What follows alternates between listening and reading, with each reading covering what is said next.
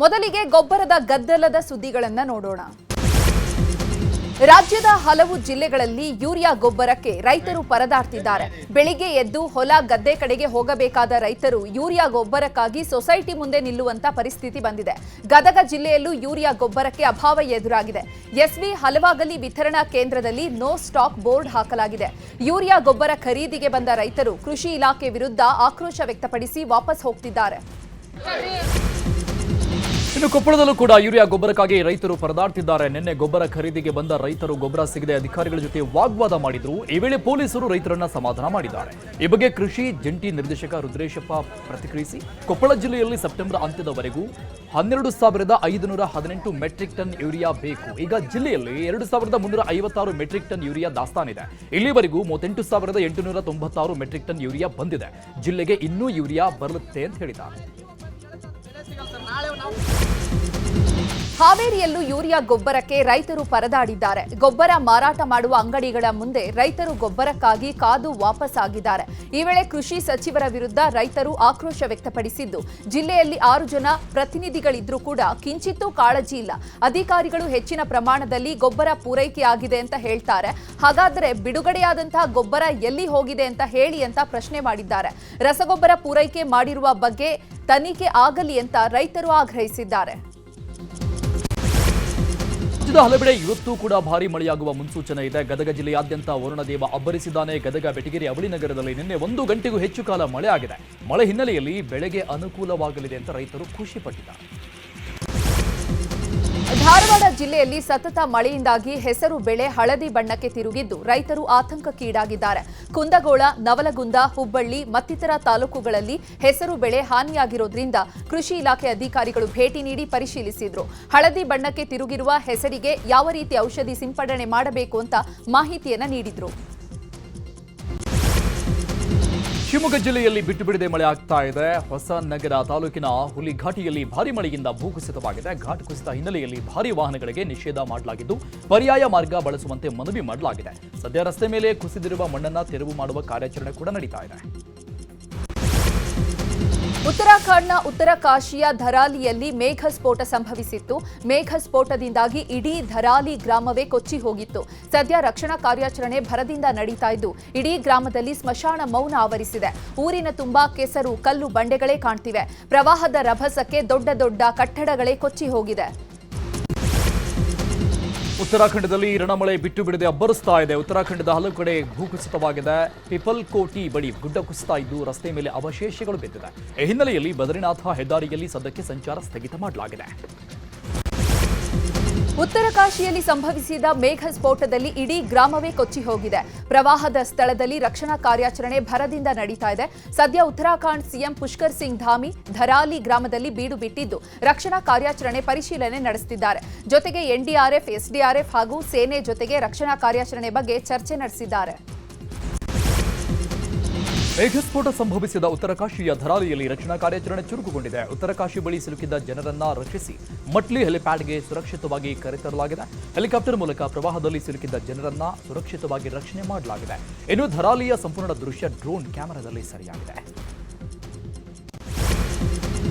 ಉತ್ತರಕಾಶಿಯಲ್ಲಿ ಮೇಘ ಸ್ಫೋಟದಿಂದಾಗಿ ಹಲವು ರಸ್ತೆಗಳು ಕೊಚ್ಚಿ ಹೋಗಿದೆ.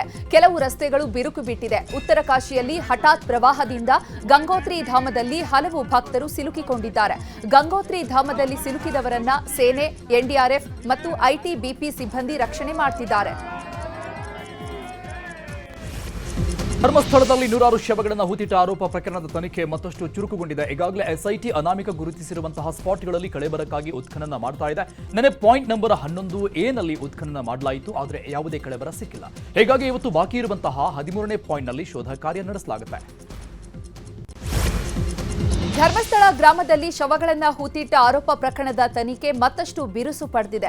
ಈಗಾಗಲೇ 12 ಜಾಗಗಳಲ್ಲಿ ಉತ್ಖನನ ನಡೆಸಿರುವಂತಹ ಎಸ್ಐಟಿ ಕೆಲ ಹೊತ್ತಲ್ಲೇ ಪಾಯಿಂಟ್ ನಂಬರ್ 13ರಲ್ಲಿ ಕಳೆಬರಕಕ್ಕೆ ಶೋಧ ನಡೆಸುತ್ತೆ. ಪಾಯಿಂಟ್ ನಂಬರ್ 13ರ ಸ್ಥಳ ಪರಿಶೀಲನೆಗೆ ಗ್ರೌಂಡ್ ಪೆನೆಟ್ರೇಟಿಂಗ್ ರಾಡಾರ್ ತಂತ್ರಜ್ಞಾನವನ್ನು ಅಳವಡಿಸಲು ಚಿಂತನೆಯನ್ನು ನಡೆಸಲಾಗಿದೆ. ಭೂಮಿ ಅಗೆಯುವ ಬದಲು ಜಿಪಿಆರ್ ತಂತ್ರಜ್ಞಾನ ಬಳಕೆಗೆ ಎಸ್ಐಟಿ ಸಿದ್ಧತೆ ಮಾಡ್ತಾ ಇದೆ. ಜಿಪಿಆರ್ ತಂತ್ರಜ್ಞಾನ ಬಳಕೆ ಬಗ್ಗೆ ಎಸ್ಐಟಿ ಹಿರಿಯ ಪೊಲೀಸ್ ಅಧಿಕಾರಿಗಳೊಂದಿಗೆ ಪ್ರಣವ್ ಮೊಹಂತಿ ಸಭೆ ನಡೆಸಿದ್ದಾರೆ. ವರಮಹಾಲಕ್ಷ್ಮಿ ಹಬ್ಬ ಹಿನ್ನೆಲೆಯಲ್ಲಿ ಬೆಂಗಳೂರಿನ ಕೆಆರ್ ಮಾರ್ಕೆಟ್ನಲ್ಲಿ ಖರೀದಿ ಭರಾಟೆ ಜೋರಾಗಿದೆ. ಮಳೆ ನಡುವೆನೇ ಜನರು ಹೂವು ಹಣ್ಣುಗಳನ್ನು ಖರೀದಿ ಮಾಡ್ತಾ ಇದ್ದಾರೆ. ಹೂವಿನ ಬೆಲೆ ಗಗನಕ್ಕೇರಿದೆ. ಆದರೂ ಕೂಡ ಜನರು ವಿಧಿಯಿಲ್ಲದೆ ಖರೀದಿ ಮಾಡ್ತಾ ಇದ್ದಾರೆ. ಕೆಆರ್ ಮಾರ್ಕೆಟ್ನಲ್ಲಿ ಭರ್ಜರಿ ವ್ಯಾಪಾರ ಹಿನ್ನೆಲೆಯಲ್ಲಿ ಮಾರ್ಕೆಟ್ ಸುತ್ತಮುತ್ತ ಟ್ರಾಫಿಕ್ ಜಾಮ್ ಉಂಟಾಗಿದೆ. ಸ್ವಾತಂತ್ರ್ಯೋತ್ಸವದ ನಿಮಿತ್ತ ಲಾಲ್ಬಾಗ್ನಲ್ಲಿ ಇಂದಿನಿಂದ 12 ದಿನ ಫಲಪುಷ್ಪ ಪ್ರದರ್ಶನ ನಡೆಯಲಿದೆ. ಫ್ಲವರ್ ಶೋಗೆ ಸಿಎಂ ಸಿದ್ದರಾಮಯ್ಯ ಚಾಲನೆ ನೀಡಿದ್ದಾರೆ. ಚಾಲನೆ ನೀಡಿದ ಬಳಿಕ ಫ್ಲವರ್ ಶೋ ಅನ್ನು ಸಿಎಂ ಸಿದ್ದರಾಮಯ್ಯ ಕಣ್ತುಂಬಿಕೊಂಡಿದ್ದಾರೆ. ವೀರರಾಣಿ ಕಿತ್ತೂರು ಚೆನ್ನಮ್ಮ ಮತ್ತು ಕ್ರಾಂತಿವೀರ ಸಂಗೊಳ್ಳಿ ರಾಯಣ್ಣ ಥೀಮ್ ನಡಿಯಲ್ಲಿ ಫಲಪುಷ್ಪ ಪ್ರದರ್ಶನ ಆಯೋಜನೆ ಮಾಡಲಾಗಿದೆ. ರಾಣಿ ಅಬ್ಬಕ್ಕಾದೇವಿ ಮತ್ತು ರಾಣಿ ಚೆನ್ನ ಭೈರಾದೇವಿ, ರಾಣಿ ಬೆಳವಾಡಿ ಮಲ್ಲಮ್ಮ, ರಾಣಿ ಕೆಳದಿ ಚೆನ್ನಮ್ಮ, ಒನಕೆ ಓಬವ್ವರ ಹೂವಿನ ಪ್ರತಿಮೆ ನಿರ್ಮಾಣ ಮಾಡಲಾಗಿದೆ. ಹಾವೇರಿ ಹಾಲು ಒಕ್ಕೂಟದ ಅಧ್ಯಕ್ಷ ಮಂಜನಗೌಡ ಪಾಟೀಲ್ ವಿರುದ್ಧ ಕಿರುಕುಳ ಆರೋಪ ಕೇಳಿಬಂದಿದೆ. ಅನಾಮಧೇಯ ಹೆಸರಲ್ಲಿ ಮಹಿಳಾ ಸಿಬ್ಬಂದಿಗೆ ಮಹಾಮಂಡಳಿಗೆ ಅಧ್ಯಕ್ಷರ ವಿರುದ್ಧ ಪತ್ರ ಬರೆದಿದ್ದಾರೆ. ಮಾನಸಿಕ ಕಿರುಕುಳ ಅಲ್ಲದೆ ಅತ್ಯಂತ ಕೀಳುಮಟ್ಟದ ಪದಗಳಿಂದ ನಿಂದನೆ ಮಾಡ್ತಾ ಇದ್ದಾರೆ. ಹೀಗಾಗಿ ಅಧ್ಯಕ್ಷರಿಂದ ಮಹಿಳಾ ಸಿಬ್ಬಂದಿಗೆ ರಕ್ಷಣೆ ಒದಗಿಸಿ ಅಂತ ಹೇಳಿ ಮಂಡಳಿಗೆ ಪತ್ರ ಬರೆಯಲಾಗಿದೆ. ಧಾರವಾಡ ಹಾಲು ಒಕ್ಕೂಟದ ಸಿಬ್ಬಂದಿಗೆ ಮುಂಬಡ್ತಿ ನೀಡಲಾಗಿದೆ. ಆದರೆ ಹಾವೇರಿ ಹಾಲು ಒಕ್ಕೂಟದಿಂದ ಈವರೆಗೂ ಮುಂಬಡ್ತಿ ನೀಡಿಲ್ಲ. ಹೀಗಾಗಿ ಅಧ್ಯಕ್ಷರಿಂದ ರಕ್ಷಣೆ ಒದಗಿಸಿ ಅಂತ ಹೇಳಿ ಪತ್ರ ಬರೆಯಲಾಗಿದೆ. ಚಿಕ್ಕಮಗಳೂರಿನಲ್ಲಿ ಕಾಡಾನೆ ಕಾಟ ಮುಂದುವರೆದಿದೆ. ಚಿಕ್ಕಮಗಳೂರು ಶೃಂಗೇರಿ ರಸ್ತೆಯಲ್ಲಿ ಕಾಡಾನೆಗಳು ಪ್ರತ್ಯಕ್ಷವಾಗಿದ್ದು ವಾಹನ ಸವಾರರು ಆತಂಕದಲ್ಲೇ ವಾಹನ ಓಡಿಸಿದ್ದಾರೆ. ರಸ್ತೆ ಪಕ್ಕದಲ್ಲೇ ಬೀಡು ಬಿಟ್ಟಿರುವ ಕಾಡಾನೆಗಳ ಸೆರೆಗೆ ಬಸರವಳ್ಳಿ ಗ್ರಾಮಸ್ಥರು ಆಗ್ರಹಿಸಿದ್ದಾರೆ. ಒಕ್ಕಲಿಗರ ವಿರುದ್ಧ ಅವಹೇಳನಕಾರಿ ಹೇಳಿಕೆಯನ್ನ ಖಂಡಿಸಿ ಮೈಸೂರಿನ ಎಚ್ಡಿ ಕೋಟೆ ಮತ್ತು ಸರಗೂರು ತಾಲೂಕಿನ ಬಂದ್ಗೆ ಕರೆ ನೀಡಲಾಗಿದೆ. ಒಕ್ಕಲಿಗರ ಬಗ್ಗೆ ಬೋವಿ ಸಮಾಜದ ಮಾಜಿ ರಾಜ್ಯಾಧ್ಯಕ್ಷ ಜಿವಿ ಸೀತಾರಾಮ್ ಹೇಳಿಕೆಯನ್ನ ಖಂಡಿಸಿ ಪ್ರತಿಭಟನೆ ಮಾಡಲಾಗ್ತಾ ಇದೆ. ಅಲ್ಲದೆ ನಾಲಿಗೆ ಹರಿಬಿಟ್ಟ ಜಿವಿ ಸೀತಾರಾಮ್ ವಿರುದ್ಧ ಮೈಸೂರಿನ ಸರಸ್ವತಿಪುರಂ ಠಾಣೆಯಲ್ಲೂ ಕೂಡ ಪ್ರಕರಣ ದಾಖಲಾಗಿದೆ. ನೂರಾರು ವರ್ಷಗಳಿಂದ ವಾಸವಿರುವ ಪಶ್ಚಿಮ ಘಟ್ಟದ ವಾಸಿಗಳಿಗೆ ಸಂಕಷ್ಟ ಎದುರಾಗಿದೆ. ಸಕಲೇಶಪುರ ತಾಲೂಕಿನ ಮರ್ಕಂಡ್ ಗುಡ್ಡ ವ್ಯಾಪ್ತಿಯ 8 ಗ್ರಾಮಗಳಿಗೆ ಅರಣ್ಯ ಇಲಾಖೆ ನೋಟಿಸ್ ಕೊಟ್ಟಿದೆ. ನೋಟಿಸ್ನಲ್ಲಿ ಜಮೀನು ಮನೆ ಎಲ್ಲವೂ ಅರಣ್ಯ ಇಲಾಖೆಗೆ ಸೇರಿದ್ದು ಅಂತ ಉಲ್ಲೇಖ ಮಾಡಲಾಗಿದೆ. ಅರಣ್ಯ ಇಲಾಖೆ ವಿರುದ್ಧ ನೂರಾರು ಜನ ಆಕ್ರೋಶ ವ್ಯಕ್ತಪಡಿಸಿದ್ದು ಸಕಲೇಶಪುರ ತಹಶೀಲ್ದಾರ್ ಕಚೇರಿ ಎದುರು ಪ್ರತಿಭಟನೆ ನಡೆಸೋಕೆ ಮುಂದಾಗಿದ್ದಾರೆ. 1920ರಲ್ಲಿ ಮಹಾರಾಜರ ಕಾಲದಲ್ಲಿ ಮೀಸಲು ಅರಣ್ಯ ಘೋಷಣೆಗೆ ನೋಟಿಫಿಕೇಶನ್ ನೀಡಲಾಗಿತ್ತು. ಆದರೆ ಈ ಪ್ರದೇಶದಲ್ಲಿ ಜನವಸತಿ ಇದೆ ಅನ್ನೋ ಕಾರಣಕ್ಕೆ 1924ರಲ್ಲಿ ಆದೇಶ ರದ್ದು ಮಾಡಲಾಗಿತ್ತು. ಈಗ 100 ವರ್ಷಗಳ ಹಿಂದಿನ ಆದೇಶ ಮುಂದಿಟ್ಟು ಜನರನ್ನ ಒಕ್ಕಲೆಬ್ಬಿಸಲು ಅರಣ್ಯ ಇಲಾಖೆ ಯತ್ನ ಮಾಡ್ತಾ ಇದೆ ಅಂತ ಆರೋಪ ಮಾಡಲಾಗಿದೆ. ರೈಲಿಗೆ ಸಿಲುಕಿ ಆತ್ಮಹತ್ಯೆಗೆ ಯತ್ನಿಸಿದ ವೃದ್ಧನ ರಕ್ಷಣೆ ಮಾಡಲಾಗಿದೆ. ದಾವಣಗೆರೆಯ ದೇವರಾಜ ಅರಸ್ ಬಡಾವಣೆ ಬಳಿಯಲ್ಲಿ ಈ ಘಟನೆ ನಡೆದಿದೆ. ಆತ್ಮಹತ್ಯೆ ಮಾಡಿಕೊಳ್ಳಲು ರೈಲ್ವೆ ಹಳಿ ಮೇಲೆ ಕುಳಿತಿದ್ದ ವೃದ್ಧನನ್ನ ವಿರೂಪಾಕ್ಷಪ್ಪ ಎನ್ನುವವರು ರಕ್ಷಣೆ ಮಾಡಿದ್ದಾರೆ. ಈ ಘಟನೆಯ ದೃಶ್ಯ ಸಾಮಾಜಿಕ ಜಾಲತಾಣದಲ್ಲಿ ವೈರಲ್ ಆಗಿದೆ. ಚಿನ್ನಾಭರಣ ಖರೀದಿಗೆ ಬಂದು ಮಗುವನ್ನೇ ಮರೆತು ತಾಯಿ ಹೋಗಿದ್ದಾರೆ. ಹಾಸನ ನಗರದ ಗಾಂಧಿ ಬಜಾರ್ನಲ್ಲಿ ಈ ಘಟನೆ ನಡೆದಿದೆ. ಮಗುವನ್ನ ರಕ್ಷಣೆ ಮಾಡಿ ಮತ್ತೆ ತಾಯಿಯ ಮಡಿಲು ಸೇರಿಸಲಾಗಿದೆ. 2.5 ವರ್ಷದ ಪುತ್ರಿ ಸುಪ್ರಿಯಾ ಜೊತೆ ಚಿನ್ನ ಖರೀದಿಗೆ ತಾಯಿ ಉಷಾ ಬಂದಿದ್ರು. ಚಿನ್ನ ಖರೀದಿ ಬಳಿಕ ಮಗುವನ್ನ ಅಲ್ಲೇ ಬಿಟ್ಟು ತೆರಳಿದ್ದಾರೆ. ಈ ವೇಳೆ ಮಗು ಅಲ್ಲೇ ಅಳುತ್ತಾ ನಿಂತಿತ್ತು. ಇದನ್ನು ನೋಡಿದ ಭವಾನಿ ಅನ್ನುವ ಮಹಿಳೆ ಬಾಲಕಿಯನ್ನ ರಕ್ಷಣೆ ಮಾಡಿ ಪೊಲೀಸರಿಗೆ ಒಪ್ಪಿಸಿದ್ದಾರೆ. ಇತ್ತ ಮಗು ನಾಪತ್ತೆ ಬಗ್ಗೆ ದೂರು ದಾಖಲಿಸಲು ಉಷಾ ಬಂದಾಗ ಮಗುವನ್ನ ತಾಯಿಗೆ ಹಸ್ತಾಂತರ ಮಾಡಲಾಗಿದೆ. ಚಾಮರಾಜನಗರದಲ್ಲಿ ಮುಸ್ಲಿಂ ಯುವಕ ಮಹಮ್ಮದ್ ನಿಸಾರ್ ಎಂಬಾತ ನಿಜಲಿಂಗ ಸ್ವಾಮೀಜಿಯಾಗಿ ಮಾರ್ಪಟ್ಟು ಲಿಂಗ ದೀಕ್ಷೆ ಪಡೆದಿದ್ರು. ಆದರೆ ಸ್ವಾಮೀಜಿಯ ಸಲಿಂಗ ಕಾಮ ಲೀಲೆಯ ವಿಡಿಯೋ ನೋಡಿದಂತಹ ಗ್ರಾಮಸ್ಥರು ರೊಚ್ಚಿಗೆದ್ದು ಮಠ ಬಿಡಿಸಿ ಕಳಿಸಿದ್ದಾರೆ. ಈ ಬಗ್ಗೆ ಕಲಬುರಗಿಯಲ್ಲಿ ಪ್ರತಿಕ್ರಿಯೆ ನೀಡಿರುವ ಮಹಮ್ಮದ್ ನಿಸಾರ್ ತಾಯಿ ರೆಹಾನಾ ಬೇಗಂ, ನನ್ನ ಮಗ 5ನೇ ಕ್ಲಾಸ್ನಲ್ಲಿ ಲಿಂಗ ಪೂಜೆ ಮಾಡಿ ಬಸವ ತತ್ವದ ಬಗ್ಗೆ ಇಷ್ಟಪಡ್ತಿದ್ದ. ನಾನು ಲಿಂಗವನ್ನ ಬಿಸಾಕಿ ಬಂದ್ರೂ ಕೂಡ ಕೇಳದೆ ಲಿಂಗ ಪೂಜೆ ಮಾಡ್ತೇನೆ ಅಂತ ಹಠ ಮಾಡ್ತಾ ಇದ್ದ. 7ನೇ ತರಗತಿ ಆದ್ಮೇಲೆ ಬಸವ ಕಲ್ಯಾಣಕ್ಕೆ ಹೋಗಿ ಅಲ್ಲೇ ಸ್ವಾಮೀಜಿ ಬಳಿ ಉಳಿದುಕೊಂಡಿದ್ದ. ಆಗ್ಲಿಂದ ನನ್ನ ಪಾಲಿಗೆ ಆತ ಸತ್ತೋಗಿದ್ದಾನೆ ಅಂತ ಹೇಳಿದ್ದಾರೆ. ರಾಘವೇಂದ್ರ ಸ್ವಾಮಿಗಳ 354ನೇ ಆರಾಧನಾ ಮಹೋತ್ಸವಕ್ಕೆ ಮಂತ್ರಾಲಯ ಮಠ ಸಜ್ಜಾಗಿದೆ. ನಾಳೆಯಿಂದ ಆಗಸ್ಟ್ 14ರವರೆಗೆ ಮಂತ್ರಾಲಯದ ರಾಯರ ಮಠದಲ್ಲಿ ಸಪ್ತರಾಯ ರಾತ್ರೋತ್ಸವ ನಡೆಯಲಿದೆ. ಈ ಬಾರಿಯ ಆರಾಧನೆಯನ್ನ ಅದ್ಧೂರಿಯಾಗಿ ಆಚರಿಸಲಾಗ್ತಾ ಇದ್ದು ನಾಳೆ ಸಂಜೆ ಶ್ರೀಮಠದ ಮುಂಭಾಗದಲ್ಲಿ ಧ್ವಜಾರೋಹಣದ ಮೂಲಕ ಚಾಲನೆ ನೀಡಲಾಗುತ್ತೆ. ಇಂದು ಮಧ್ಯಾಹ್ನ ಸಿಎಂ ಸಿದ್ದರಾಮಯ್ಯ ದೆಹಲಿಗೆ ತೆರಳುತ್ತಿದ್ದಾರೆ. ಇಂದು ರಾತ್ರಿ ದೆಹಲಿಯ ರಾಹುಲ್ ಗಾಂಧಿ ನಿವಾಸದಲ್ಲಿ ನಡೆಯಲಿರುವ ಔತಣಕೂಟದಲ್ಲಿ ಸಿಎಂ ಭಾಗಿಯಾಗಲಿದ್ದಾರೆ. ಇಂಡಿಯಾ ಒಕ್ಕೂಟದ ನಾಯಕರಿಗೆ ಔತಣಕೂಟ ಆಯೋಜಿಸಿರುವ ರಾಹುಲ್ ಗಾಂಧಿ ಸಿದ್ದರಾಮಯ್ಯಗೆ ಆಹ್ವಾನ ನೀಡಿದ್ದಾರೆ. ಇಂದು ಮಹತ್ವದ ಸಚಿವ ಸಂಪುಟ ಸಭೆ ನಡೆಯಲಿದೆ. ಸಿಎಂ ನೇತೃತ್ವದಲ್ಲಿ ನಡೀತಾ ಇರುವ ಸಚಿವ ಸಂಪುಟ ಸಭೆಯಲ್ಲಿ ಹಲವು ಮಹತ್ವದ ವಿಷಯಗಳ ಬಗ್ಗೆ ಚರ್ಚೆ ನಡೆಸಲಾಗುತ್ತೆ. ಸಂಪುಟ ಸಭೆಯಲ್ಲಿ ನ್ಯಾಯಮೂರ್ತಿ ನಾಗಮೋಹನ್ ದಾಸ್ ನೀಡಿರುವ ಒಳ ಮೀಸಲಾತಿ ವರದಿ ಮಂಡನೆಯಾಗುವ ಸಾಧ್ಯತೆ ಇದೆ. ಜೊತೆಗೆ ಹಲವು ನೀರಾವರಿ ಯೋಜನೆಗಳ ಬಗ್ಗೆ ಸಂಪುಟ ಸಭೆಯಲ್ಲಿ ಚರ್ಚೆ ನಡೆಸಲಾಗುತ್ತೆ. ಬೆಂಗಳೂರಿನಲ್ಲಿ ನಾಳೆ ರಾಹುಲ್ ಗಾಂಧಿ ನೇತೃತ್ವದಲ್ಲಿ ಹೋರಾಟ ನಡೆಯಲಿದೆ. ಫ್ರೀಡಂ ಪಾರ್ಕ್ನಲ್ಲಿ ನಡೆಯಲಿರುವಂತಹ ಪ್ರತಿಭಟನೆಗೆ ಭರದ ಸಿದ್ಧತೆ ನಡೀತಾ ಇದೆ. ಈ ಸಮಾವೇಶಕ್ಕೆ ವೋಟ್ ಅಧಿಕಾರ್ ರ್ಯಾಲಿ ಎಂದು ಹೆಸರಿಡಲಾಗಿದೆ. ನಾಳೆ ಬೆಂಗಳೂರಿಗೆ ಬರಲಿರುವಂತಹ ರಾಹುಲ್ ಕೇಂದ್ರ ಸರ್ಕಾರ ಹಾಗೂ ಚುನಾವಣಾ ಆಯೋಗದ ವಿರುದ್ಧ ಪ್ರತಿಭಟನೆ ನಡೆಸಲಿದ್ದಾರೆ. ಜೊತೆಗೆ ಕರ್ನಾಟಕದಲ್ಲಿ ಮತಗಳ್ಳತನವಾಗಿದೆ ಅಂತ ಆರೋಪ ಮಾಡಿರುವ ರಾಹುಲ್ ಗಾಂಧಿ ಈ ಬಗ್ಗೆ ಸಾಕ್ಷ್ಯ ಬಿಡುಗಡೆ ಮಾಡುವ ಸಾಧ್ಯತೆ ಇದೆ. ಆಗಸ್ಟ್ 11ರಂದು ವಿಧಾನಮಂಡಲ ಅಧಿವೇಶನ ಆರಂಭವಾಗಲಿದೆ. ಈ ಹಿನ್ನೆಲೆಯಲ್ಲಿ ಆಗಸ್ಟ್ 12ರಂದು ಸಿಎಂ ಸಿದ್ದರಾಮಯ್ಯ ಸಿಎಲ್ಪಿ ಸಭೆ ಕರೆದಿದ್ದಾರೆ. ಸಂಜೆ 6 ಗಂಟೆಗೆ ಕಾಂಗ್ರೆಸ್ ಶಾಸಕಾಂಗ ಪಕ್ಷದ ಸಭೆ ನಡೆಯಲಿದೆ. ಸಭೆಯಲ್ಲಿ ಸದನದ ಒಳಗೆ ಹೊರಗೆ ವಿಪಕ್ಷಗಳ ಹೋರಾಟಗಳಿಗೆ ಪ್ರತ್ಯುತ್ತರ ಕೊಡುವ ಬಗ್ಗೆ ಚರ್ಚೆ ನಡೆಯಲಿದೆ ಎನ್ನಲಾಗಿದೆ. ಕುಡಿತದ ಚಟ ಬಿಡಿಸಲು ನಾಟಿ ಔಷಧಿ ಸೇವಿಸಿದ 3 ಮೃತಪಟ್ಟಿದ್ದಾರೆ. ಕಲಬುರಗಿಯ ಎಮದಾಪುರ ಗ್ರಾಮದಲ್ಲಿ ಘಟನೆ ನಡೆದಿದೆ. ಬೂರಪಲ್ಲಿ ಗ್ರಾಮದ ಲಕ್ಷ್ಮಿ, ಶಹಾಬಾದ್ನ ಗಣೇಶ್, ಮುದಕಲ್ ಗ್ರಾಮದ ನಾಗಯ್ಯ ಮೃತ ದುರ್ದೈವಿಗಳು. ಇವರಿಗೆ ಕುಡಿತ ಬಿಡಿಸೋಕೆ ಹನುಮಾನ್ ದೇಗುಲದಲ್ಲಿ ಫಕೀರಪ್ಪ ಎಂಬಾತ ನಾಟಿ ಔಷಧಿ ನೀಡಿದ್ದ. ಔಷಧಿ ಸೇವಿಸ್ತಾ ಇದ್ದಂಗೆ 3 ಕೂಡ ಮೃತಪಟ್ಟಿದ್ದಾರೆ. ಈತ ಕಾಣೆಯಾಗಿದ್ದ ಫಕೀರಪ್ಪನನ್ನ ಪೊಲೀಸರು ಅರೆಸ್ಟ್ ಮಾಡಿದ್ದಾರೆ. ಸಾಲಗಾರರ ಕಿರುಕುಳದಿಂದ ಡೆತ್ ನೋಟ್ ಬರೆದಿಟ್ಟು ಯುವಕ ಆತ್ಮಹತ್ಯೆ ಮಾಡಿಕೊಂಡಿದ್ದಾನೆ. ದಾವಣಗೆರೆಯ ನ್ಯಾಮತಿ ತಾಲೂಕಿನ ಮಾಚಗೊಂಡನಹಳ್ಳಿಯಲ್ಲಿ ಈ ಘಟನೆ ನಡೆದಿದೆ. ಯಶವಂತ ನಾಯ್ಕ್ ಆತ್ಮಹತ್ಯೆಗೆ ಶರಣಾದ ಯುವಕ ಮೃತ ಯಶವಂತ್ ಬೈಕ್ ಅಡವಿಟ್ಟು ಸುನಿಲ್ ಎಂಬುವರ ಬಳಿ ಲಕ್ಷ ಸಾಲ ಮಾಡಿದ್ದಂತೆ. ಈ ಸಾಲ ಕೊಟ್ಟವರು ಮನೆ ಬಳಿ ಬಂದು ಗಲಾಟೆ ಮಾಡಿದ್ದಾರೆ. ಇದರಿಂದ ಮನನೊಂದ ಯಶವಂತ್ ಡೆತ್ ನೋಟ್ ಬರೆದಿಟ್ಟು ಆತ್ಮಹತ್ಯೆ ಮಾಡಿಕೊಂಡಿದ್ದಾನೆ. ಈ ಬಗ್ಗೆ ನ್ಯಾಮತಿ ಪೊಲೀಸ್ ಠಾಣೆಯಲ್ಲಿ ಪ್ರಕರಣ ದಾಖಲಾಗಿದೆ. ಮಂಡ್ಯದ ಮಳವಳ್ಳಿಯಲ್ಲಿ ಕಿಡಿಗೇಡಿಗಳು ದೇವಸ್ಥಾನಕ್ಕೆ ಕನ್ನ ಹಾಕಿದ್ದಾರೆ. ಕಳ್ಳತನದ ಬಗ್ಗೆ ದೇವಸ್ಥಾನದ ಗೋಡೆ ಮೇಲೆ ಅರ್ಧ ಚಂದ್ರನ ಮೇಲೆ ಸ್ಟಾರ್ ಚಿತ್ರ ಬಿಡಿಸಿದ್ದಾರೆ. ಮಳವಳ್ಳಿಯ ಚಿಕ್ಕಮಾಳಿಗೆ ಕೊಪ್ಪಲು ಗ್ರಾಮದಲ್ಲಿ ಈ ಘಟನೆ ನಡೆದಿದೆ. ದೇವಸ್ಥಾನದಲ್ಲಿದ್ದ ತಟ್ಟೆ ಕಾಸು ಕದ್ದು ದೇವಸ್ಥಾನದ ಒಳಭಾಗದಲ್ಲಿ 786 ಎಂದು ಬರೆಯಲಾಗಿದೆ.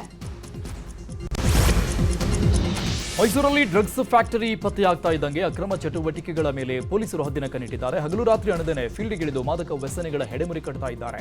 ಜುಲೈ 27ರಿಂದ ಇಲ್ಲಿವರೆಗೆ 12 NDPS ಕೇಸ್ ದಾಖಲಿಸಿದ್ದಾರೆ. ಜೊತೆಗೆ 140 ಅನುಮಾನಿತರ ವಿಚಾರಣೆ ಕೂಡ ಮಾಡಲಾಗಿದೆ. ನಿನ್ನೆ ರಾತ್ರಿ ನಡೆದ ಕಾರ್ಯಾಚರಣೆಯಲ್ಲಿ 860 ಗ್ರಾಂ ಗಾಂಜಾದ ಓರ್ವನನ್ನ ವಶಕ್ಕೆ ಪಡೆಯಲಾಗಿದೆ.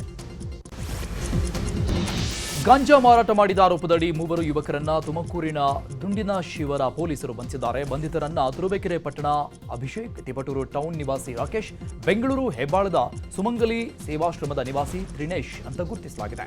ತುರುವೇಕೆರೆಯ ಅಮ್ಮಸಂದ್ರ ಫ್ಯಾಕ್ಟರಿ ನೀಲಗಿರಿ ತೋಪಿನ ಬಳಿ ಆರೋಪಿ ಅಭಿಷೇಕ್ 615 ಗ್ರಾಂ ಗಾಂಜಾ ಸೊಪ್ಪು ಮಾರಾಟ ಮಾಡ್ತಾ ಇದ್ದ ಬಗ್ಗೆ ಖಚಿತ ಮಾಹಿತಿ ಆಧರಿಸಿ ತುರುವೇಕೆರೆ ಸಿಪಿಐ ಲೋಹಿತ್ ಮತ್ತು ದಂಡಿನ ಶಿವರ PSI ಮೂರ್ತಿ ಕೆಬಿ ನೇತೃತ್ವದಲ್ಲಿ ಕಾರ್ಯಾಚರಣೆ ಮಾಡಲಾಯಿತು.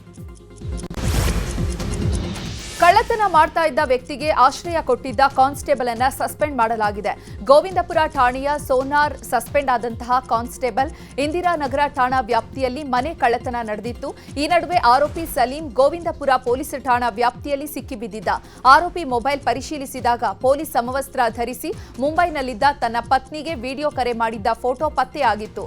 ಪೊಲೀಸ್ ಸಮವಸ್ತ್ರದಲ್ಲಿನ ಹೆಸರು ನೋಡಿ ಪರಿಶೀಲನೆ ನಡೆಸಿದಾಗ ಸೋನಾರ್ ಕೃತ್ಯ ಬಯಲಾಗಿದೆ. ಭಾರತ ಹಾಗೂ ಅಮೆರಿಕ ಮಧ್ಯೆ ತೆರಿಗೆ ವಾರ್ ಮತ್ತಷ್ಟು ಜೋರಾಗಿದೆ. ಕಳೆದ ವಾರವಷ್ಟೇ ಭಾರತದ ಮೇಲೆ 25% ತೆರಿಗೆ ವಿಧಿಸಿದ ಟ್ರಂಪ್ ಇದೀಗ ಮತ್ತೆ ಹೆಚ್ಚುವರಿಯಾಗಿ 25% ತೆರಿಗೆ ವಿಧಿಸಿದ್ದಾರೆ. ಈ ಮೂಲಕ ಭಾರತದ ವಸ್ತುಗಳ ಮೇಲೆ ಅಮೆರಿಕ ವಿಧಿಸಿರುವ ತೆರಿಗೆ 50% ಏರಿಕೆಯಾಗಿದೆ. ಈಗಾಗಲೇ ತೆರಿಗೆ ಪ್ರತಿಗೆ ಟ್ರಂಪ್ ಸಹಿ ಮಾಡಿದ್ದು ಆಗಸ್ಟ್ 27ರಿಂದ ಜಾರಿಯಾಗಲಿದೆ. ಭಾರತ ರಷ್ಯಾದಿಂದ ತೈಲವನ್ನ ನಿರಂತರವಾಗಿ ಖರೀದಿಸುತ್ತಿದೆ ಎಂಬ ಕಾರಣಕ್ಕೆ ಭಾರತದ ಆಮದು ವಸ್ತುಗಳ ಮೇಲೆ ಹೆಚ್ಚುವರಿ 25% ಸುಂಕವನ್ನ ಟ್ರಂಪ್ ಹೆಚ್ಚಿಸಿದ್ದಾರೆ.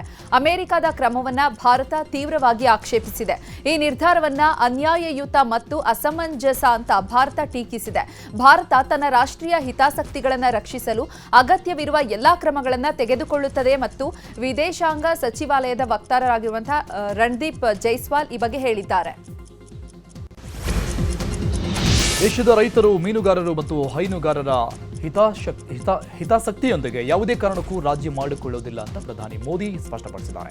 ಭಾರತದ ಮೇಲೆ ಅಮೆರಿಕ ಹೆಚ್ಚುವರಿ ಸುಂಕ ವಿಧಿಸಿದ ಬೆನ್ನಲ್ಲೇ ಪ್ರಧಾನಿ ಮೋದಿ ಇವತ್ತು ಹೇಳಿಕೆ ನೀಡಿದ್ದಾರೆ. ನಮಗೆ ರೈತರ ಹಿತಾಸಕ್ತಿಯೇ ಮೊದಲ ಆದ್ಯತೆಯಾಗಿದೆ.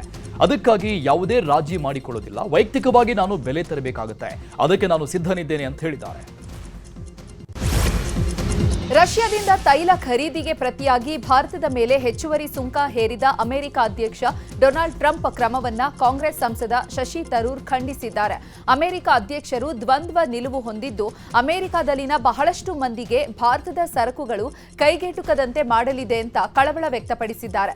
ರಷ್ಯಾದಿಂದ ಭಾರತಕ್ಕಿಂತ ಹೆಚ್ಚಿನ ಪ್ರಮಾಣದಲ್ಲಿ ತೈಲವನ್ನ ಚೀನಾ ಆಮದು ಮಾಡಿಕೊಳ್ತಾ ಇದೆ. ಆದರೂ ಚೀನಾಗೆ ಸುಂಕ ಹೇರಿಕೆಯಿಂದ 90 ದಿನ ವಿನಾಯಿತಿಯನ್ನ ನೀಡಿದೆ ಅಂತ ಬೇಸರ ವ್ಯಕ್ತಪಡಿಸಿದ್ದಾರೆ. ಭಾರತದ ಬೆನ್ನಲ್ಲೇ ಚೀನಾದ ಮೇಲೆ ಹೆಚ್ಚುವರಿ ಸುಂಕ ವಿಧಿಸುವ ಬಗ್ಗೆ ಅಮೆರಿಕದ ಅಧ್ಯಕ್ಷ ಡೊನಾಲ್ಡ್ ಟ್ರಂಪ್ ಸೂಚನೆ ಕೊಟ್ಟಿದ್ದಾರೆ. ಶ್ವೇತಭವನದಲ್ಲಿ ಈ ಬಗ್ಗೆ ಮಾತನಾಡಿದ ಟ್ರಂಪ್, ಚೀನಾಗೆ ಅದು ಸಂಭವಿಸಬಹುದು, ನನಗೆ ಗೊತ್ತಿಲ್ಲ, ಹಾಗಾಗಿ ಈಗ ಏನನ್ನೂ ಹೇಳಲಾರೆ. ನಾವೀಗಲೇ ಭಾರತದ ಮೇಲೆ ಹೆಚ್ಚುವರಿ ಸುಂಕ ವಿಧಿಸಿದ್ದೇನೆ ಅಂತ ಹೇಳಿದ್ದಾರೆ.